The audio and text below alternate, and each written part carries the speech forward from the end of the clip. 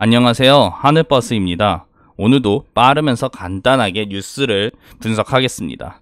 2020년 국가 예산 500조 돌파라고 제목을 게재했어요. 국가 예산이 진짜 어마어마한 숫자, 그리고 상징적인 숫자 500조를 이제 돌파하기 때문이에요.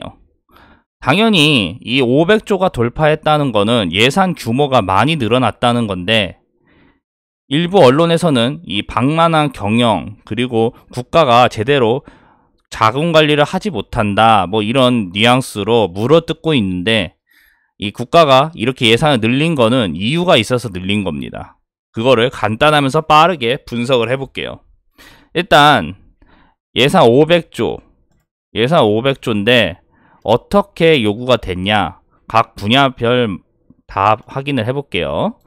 이 보건복지 고용이 가장 큰 181조, 그리고 국가 시스템을 운영하는 지방행정과 일반행정이 78조, 교육 72조, 국방 50조, 이렇게 큰 숫자로 보시면 핵심은 이런 거고, 나머지는 이제 비등비등한데 증가가 된 그런 이제 분야도 있지만 감소된 분야들도 많아요.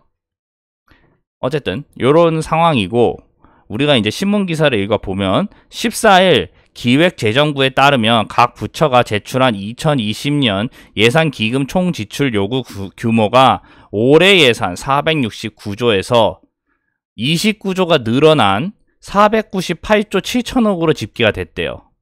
어마어마한 거예요. 이 문재인 정부 들어서 3년 연속 6% 증가율을 보이고 있는 거예요. 그러니까 예산을 엄청나게 요구를 하고 있는 거죠. 이게 문재인 정부가 잘못해서 예산을 이렇게 늘리는 게 아니에요. 이유가 있어서 이렇게 늘리는 거예요. 일단 그래서 뭐 지방 관련된 내용도 있고, 마지막 이 3년간 예산 요구액보다 국회를 통과할 때 최종 예산 규모, 국회에서 뭐 쌈짓돈 뭐 이런 거 얘기가 나오는 게 여기에요. 뭐 지방의 민심을 위해서 예산안 꼼수로 넣어놓는다, 뭐 어디 강을 뭐 고쳐야 된다, 다리를 고쳐야 된다 라면서 민심 확보를 위해, 내년 총선이 있으니까요, 이 실적을 위해서 국회의원들이 예산을 추가로 몇 개를 내놓고, 그런 것 때문에 예산안이 498조로 찍혀 있지만 이제 실제 통과되는 예산안은 500조가 확 실시되는 게 이런 이유 때문이에요. 그러니까 엄청나게 돈을 쓰는 거죠. 근데 이런 이유가 있습니다. 과거부터 예산안을 한 번씩 볼게요. 16년도 보시면 16년도에 국가 예산이 386조 7천억 원으로 이렇게 신청을 했어요. 엄청나죠, 이때도. 4년 전이 386조예요. 그리고 17년도 보시면 400조로 해서 또 기록적으로 한번 돌파를 했죠. 3.7% 올랐어요, 이때. 그러다가 18년도 429조, 7.1%가 증가하죠. 이것도 어마어마한 숫자예요. 그러다가 2019년도 되자 9.7%가 증가를 해요. 그래서 토탈 470조가 예산안으로 편성이 됩니다. 그리고 2020년도에 500조가 되는 거죠. 무려 4년 전에 비해서 120조가 는 거예요. 그러니까 3분의 1이 는 거예요. 그쵸? 어마어마한 거예요, 대략. 거의 25%가 늘어난 거니까 4년 만에. 왜 이렇게 예산안이 많이 늘어났냐? 이유는 다음 장에 있습니다. 왜? 경기가 좋지 않아요. 경기가 좋지 않다는 거는 소비를 하지 않고, 이 뜻은 곧바로 경기가 안 좋기 때문에 더욱더 침체가 될 수 있다는 거예요. 이거를 정부가 가만히 있으면 침체되면서 국민들의 소득이 불안해지고 기업들도 마찬가지로 부실화가 되니까, 이 부분을 해결하기 위해선 결국 경기가 활성화가 돼야 되는데, 기업이랑 국민들이 소비할 여력이 없어요. 그렇기 때문에 정부가 지난 4년간 계속 예산안을 늘려온 거예요. 기업과 국민들이 돈을 안 쓰니까. 그런 거 얘기하시는 분들이 있어요. 아니, 기업이 지금까지 벌어온 게 얼만데 돈이 왜 없냐? 돈은 있어요. 그러니까 10대 기업들은 돈이 많은데 나머지 기업들은 또 돈이 없죠. 10대 기업, 돈 많은 기업들이 돈은 있는데 소비할 타이밍이 없는 거예요. 기회가.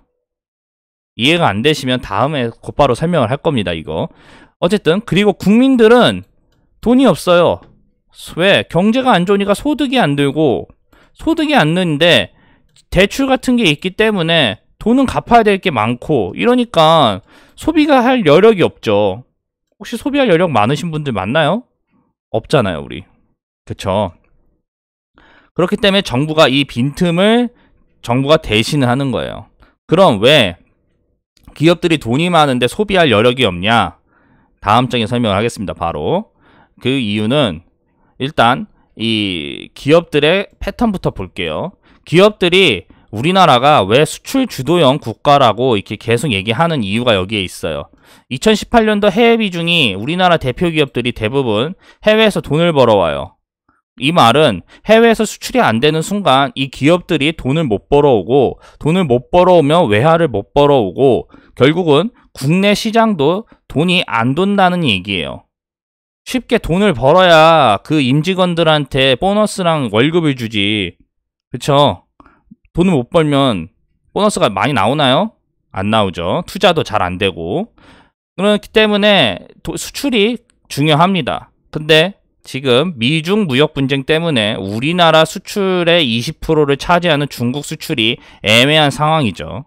거기에다가 삼성전자, 우리나라의 이 10대 기업들 중 반 이상을 차지하는 삼성이 반도체 쏠림이 꽤 심했었는데, 영업이익에서 반도체마저 돈을 못 벌고 있기 때문에 이 영업이익이 꽤 많이 떨어질 상황이죠. 그쵸?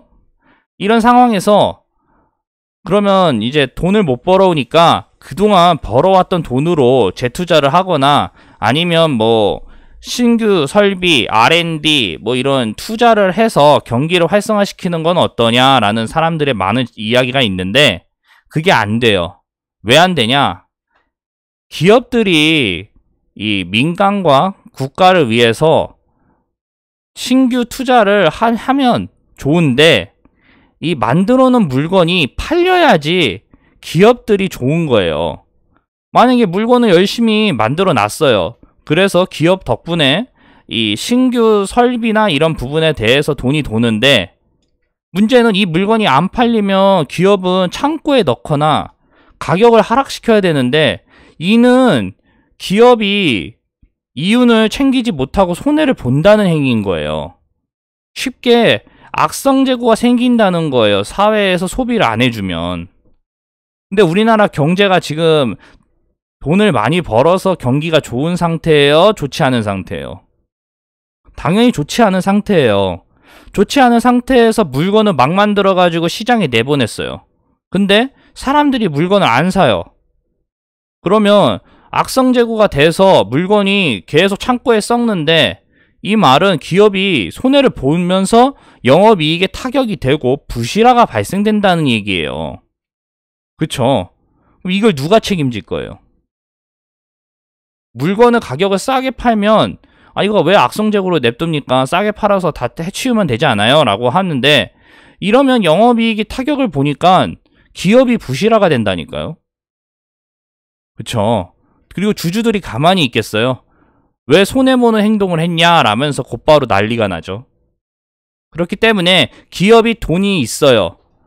사내 유보금은 애초에 회계 시스템에 잡혀있는 돈이기 때문에 그건 없다 치고, 그 다음에 이제 유보금 중에 현금 관련돼서 돈이 있는 기업들이 많아요. 10대 기업들은. 근데 그 기업들이 투자를 안 하는 이유가 이런 악순환이 돌기 때문에 안 하는 거예요. 그쵸? 이런 것 때문에 기업들이 지금 경기가 안 좋다는 거 이미 알고 있기 때문에 소비를 안 늘려요. 그러면 경제가 돌아가려면 결국은 정부 입장에서는 기업이 안 하니까 국민들이 소비를 해줘야 되는데, 국민들도 돈이 없어요. 그걸 우리는 가계 신용을 보면 알 수 있어요. 가계의 대출이 1540조인데 이 말은 뭐겠어요? 빚이 이만큼 있기 때문에 소비할 여력이 없어요. 소비할 여력이 특정 계층들만 있지 기본적인 평균으로 봤을 때는 대출이 꽤 있기 때문에 소비가 많이 늘어날 수가 없는 구조예요. 만약에 대출이 늘어났는데 소비까지 같이 늘어나려면 경기가 좋아야 돼요. 그렇잖아요. 옛날 90년도, 80년도 경제 성장기 때, 고도 경제 성장 때 수출이 잘 되고 대출도 일어나고 부채도 많아졌지만 그만큼 돈을 벌어오고 수익이 났었기 때문에 이를 상쇄시켜서 아무 이상 없이 돈이 돌았어요. 근데 지금은 경기가 좋지 않으니까 대출은 늘어났는데 경기가 안 좋으니까 당연히 소비가 줄죠. 악순환이에요, 악순환. 이런 상황이니 국민이나 기업들이 돈을 안 쓰면 결국 누가 해야겠어요? 정부가 할 수밖에 없는 거예요.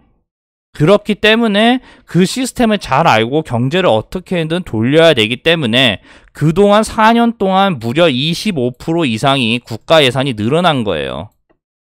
그쵸? 뭐 그런 얘기 제가 자주 하잖아요. 일자리가 정말 단기간 일자리가 막 늘어난다. 그 국가 예산으로 해서 어떻게 해서든지 돈을 풀려고 일자리를 늘려고 그렇게 만든 거예요. 이유가 있는 거죠. 그런 것조차 안 하면 경기 침체가 심해지니까. 결국 오늘 이야기의 핵심 2020년 국가 예산 500조 돌파. 우리가 이걸 보고 뭘 핵심을 알아야겠어요? 어떤 게 핵심이겠어요? 핵심 결론이 뭐겠어요? 결론은 기업들 그리고 국민들이 돈을 써줘야 침체 국면에 빠진 경제를 살릴 수가 있는데 기업은 기업대로 문제가 있고 국민은 국민대로 문제가 있으니까 돈을 아무도 쓰지 않게 되니까 경제를 살리기 위해서 결국은 정부가 어쩔 수 없이 나서서 지금 해결하고 있다는 거예요. 그게 오늘 이 500조 관련된 예산안에 우리가 알아야 되는 핵심인 겁니다. 그쵸? 결국은 돈을 누군가는 돌려야 돼요. 그러지 않으면 다 망하게 생겼는데. 이게 오늘 이야기의 핵심입니다. 여기까지 하겠습니다. 이 내용이 괜찮다고 생각이 드시면 언제든지 구독, 좋아요 부탁드리고요. 저는 매일 유튜브 업로드 하니까 구독 누르시면 정보가 갈 겁니다. 그리고 뭔가 이상하다, 이 내용이 좀 문제다 이렇게 생각이 드시면 댓글 부탁드리겠습니다. 감사합니다.